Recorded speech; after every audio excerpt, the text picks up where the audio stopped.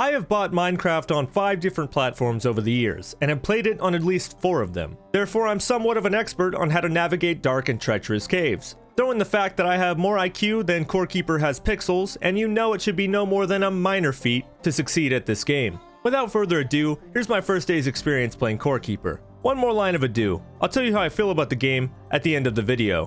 When I first opened up the game and saw my favorite color blue was the theme of the menu screen, I knew I was in for a good time. The simplicity of the video settings made me a happy man. I discovered this game has the ability to make your keyboard and mouse vibrate, and then I named my world Blurled.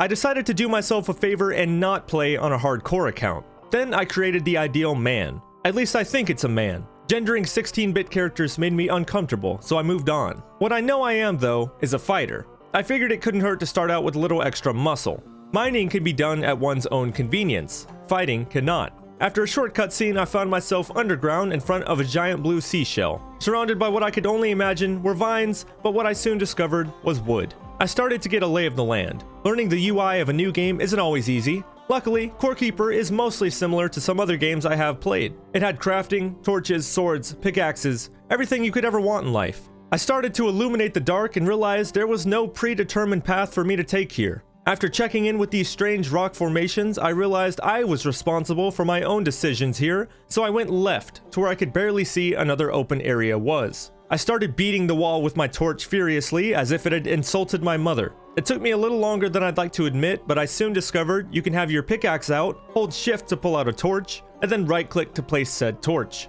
That little gameplay loop makes your life down in the mines much easier. I started pickaxing the wall to try and free these jelly beans, only to discover it was actually copper ore in the wall here, not jelly beans. With more exploration came more discovery. I found glowing tulips, bomb peppers, mushrooms, heartberries. I also discovered the strange sensation of hunger. About this time, I started to hear something exploding in the distance that would cause my screen to shake.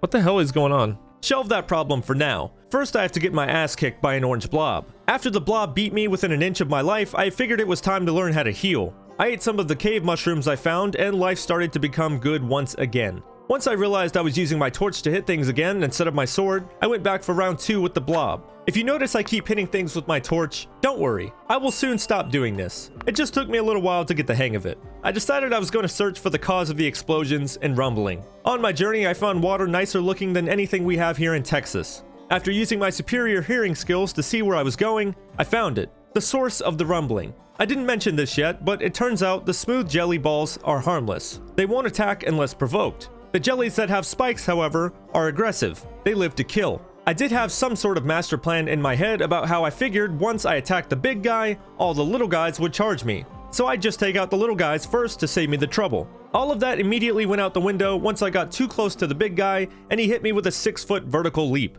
Destroying everything in his path, he charged me mercilessly. I was barely able to outrun him, and luckily he de-aggroed. I realize now just how underprepared I was for this game. I don't know what exactly it was that I expected, but it certainly was not that. I figured I needed to see exactly what I was dealing with, so I went back to try and limit test my abilities here. One jump did over half my HP. I was not ready for this. I was, however, fired up. There's nothing like a difficult boss battle to get me inspired. I started searching around for the applicable tools that would help me take down a giant blob. I saw I could craft a workbench, so I did that. Then the world opened up before me. Tools, anvils, furnaces. With a crafting table, I could craft so much more. How delightful. I made the furnace, smelted my copper, then realized I could use this copper to make an anvil, to make armor. This sort of progression system was right up my alley. I needed a little more copper to make this happen, so I set out once again. On my way down to Copper Town, I acquired a taste for combat and really learned how to maneuver, kite, and defeat enemies. I searched through orange goop to find interesting things like mechanical parts. I started to realize just how much this game had to offer and got excited. The more I played, the more things unfolded, and the more I was hooked. This trend would only continue from here. I grabbed the necessary copper to create the anvil and went back to make that. I was told to hit M, so I did that, and I was shocked.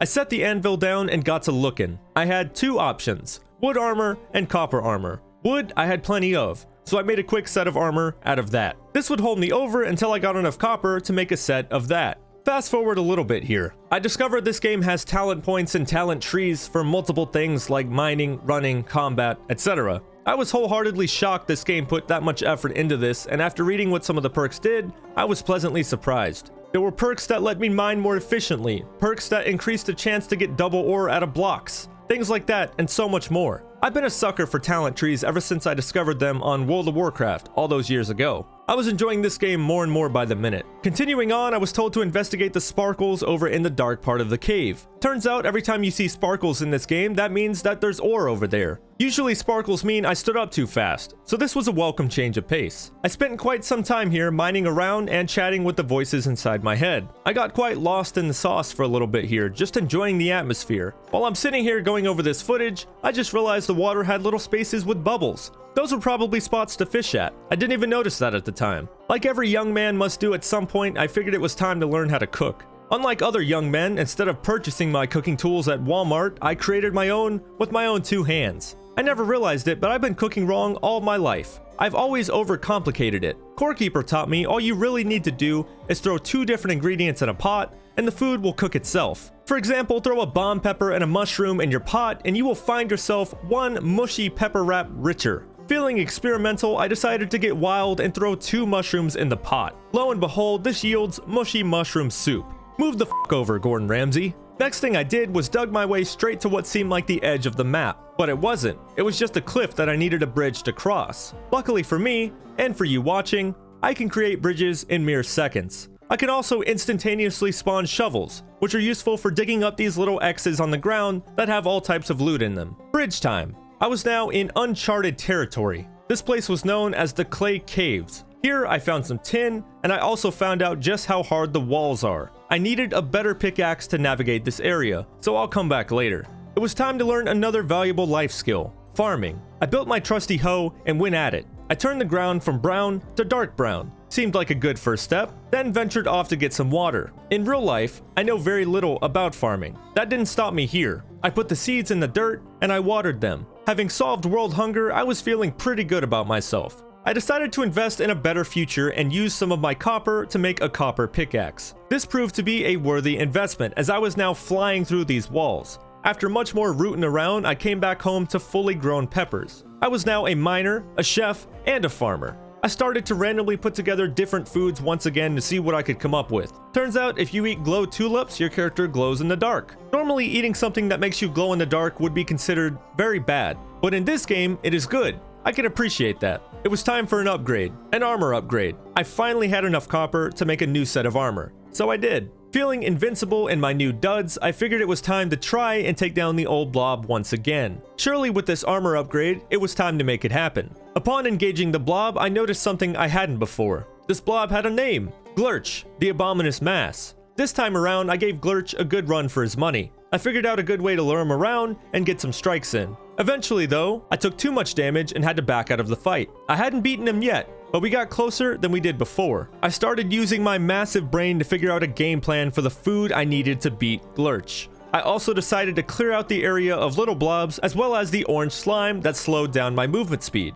I patched up some of the holes in the ground so I wouldn't get caught anywhere and engaged him again. Everything was going according to plan right up until Glurch went sicko mode and started jumping around much faster. In an effort to not die, I backed off once again to rethink my battle plan. All the things I had done before were working. The only thing I needed was a little more room to fight, so I cleared out an even bigger area in preparation. I also decided it was in my best interest to repair my sword, so it didn't break on me mid-fight. This time when Glurch went sicko mode, I was ready. I kept my cool, dodged appropriately, and beat Glurch. What happened next I could have never prepared myself for. Upon defeating Glurch, the most incredible thing happened. An old man emerged from the goop. I went up to talk to him and he grunted at me. He was a salesman. I could buy and sell things to this old man. This was truly an incredible turn of events. Next to him was a chest that I picked up and brought back to my house. Now if what's happened so far wasn't weird enough, here's something else for you.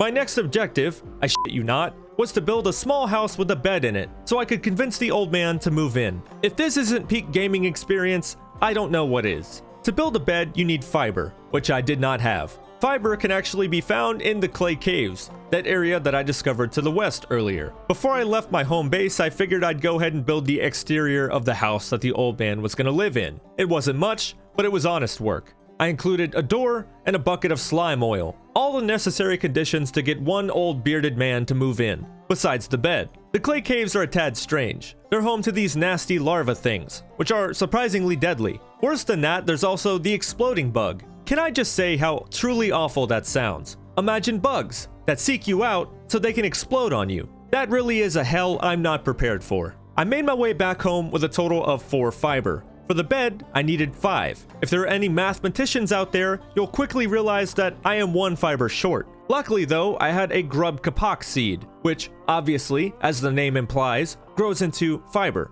I planted it and watered it. Now, all that was left was to wait a little while for nature to run its course. While I was waiting on the fiber, I discovered another truly amazing feature of Core Keeper. The jewel I had gotten from Glurch fit snugly into this strange machine that had been in my base since I started playing. This turned the machine on and gave me 3 new options for crafting. 2 items that would lure out scary sounding bosses, and 1 slime sword that had some really cool stats on it. I didn't have what I needed just yet to craft a sword, but I knew that that would become my next objective. Finally, the fiber sprouted and it was time for action. I crafted the bed and dropped it inside my rent house. A short time later, just after walking out of view of the bed, I came back to the most wonderful surprise. The old man had moved in. Life was perfect. Core Keeper has all the charm of an old school Super Nintendo game, and more. It's got enough to do to where, so far, I haven't felt like I didn't always have a clear objective. I only put a few hours in, but what the game's shown me has me hooked. I know there's so much more to discover, do, craft, that this is only the beginning.